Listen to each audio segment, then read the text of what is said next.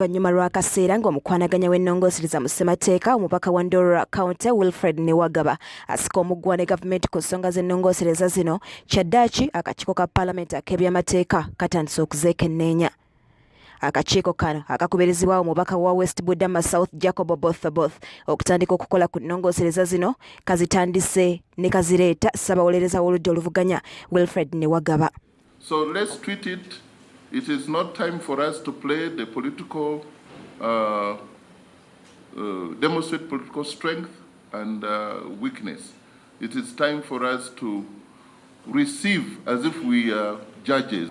This particular bill, Honorable Chairman and members, considers some of the recommendations in the Citizens' Compact on free and fair elections. Omubaka Newagaba abadde awerekeddwako ab'Oludda Oluvuganya abalala omuli abakulira mu Parliament Betty Wallechan wamu n'omubaka Medad Lubega Seggona era bano bongedde okukkaatiriza bye baagala bikolebwemu ennongoosereza mu ssemateeka. We want the process of appointing members of the Electoral Commission to be open, to be competitive, to be public, and for those members to be identified by a body outside the rims of Parliament and the Executive. Bagala bateekebwawo abayambi b'abasipiika ba Parliament nga bagamba ebiseera ebisinga bano balemererwa okukubiriza enkiiko za Parliament nga singa baba n'abayambi kino baba bakinogedde eddagala. This particular article we are proposing to create or establish a speakers panel, and it will read thus, that there shall be in Parliament a speakers panel consisting of 3 members nominated by the Speaker from among the members of Parliament, taking into consideration representation of political parties and other shades of opinion with the approval of Parliament. Amyuka omukulembeze w'eggwanga baagala alondebwe nga bulondebwa nga Pulezidenti yennyini bw'alondebwa abantu.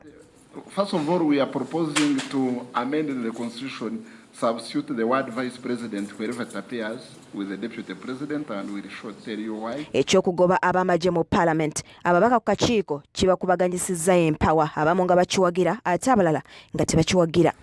And our proposal is to amend Article 78, Clause 1A, Paragraph C, by repealing the Army as being among those to represent the people of Uganda in Parliament. And it's my prayer that you consider this justification and remove the Army from Parliament.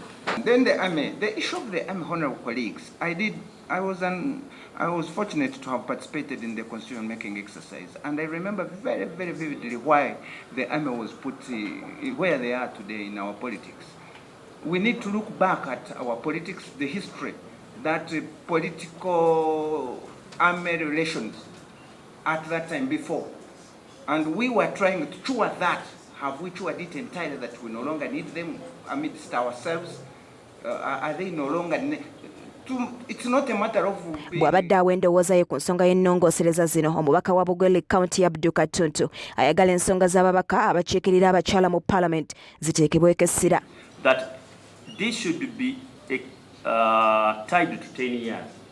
After a woman has represented a constituency, district for 10 years, he's now enabled to compete like any other person. Because one has got the exposure, one has been the constituency as a member of Parliament. I imagine even economically has made a little bit of money, therefore he can compete with any other man. Mu nnongoosereza endala mulimu okukendeeza omuwendo gw'abaminisita babeera 21 n'abamyuka baabwe 21 n'endala. Akakiiko kalina ennaku 45 zokka okukola ku nnongoosereza zino era nga kano katandise ne Ssaabawolereza w'Oludda Oluvuganya era omubaka wa Ndorra Wilfred Newagaba bajja kuzzaako minisita wa ssemateeka Ephraim Kamuntu ate oluvannyuma katalage eggwanga kasobole okufuna ebirowoozo bya bannayuganda ku nsonga eno. Shamem Naiga, Gerard Mutumba, Delta TV, Amasukkulumu.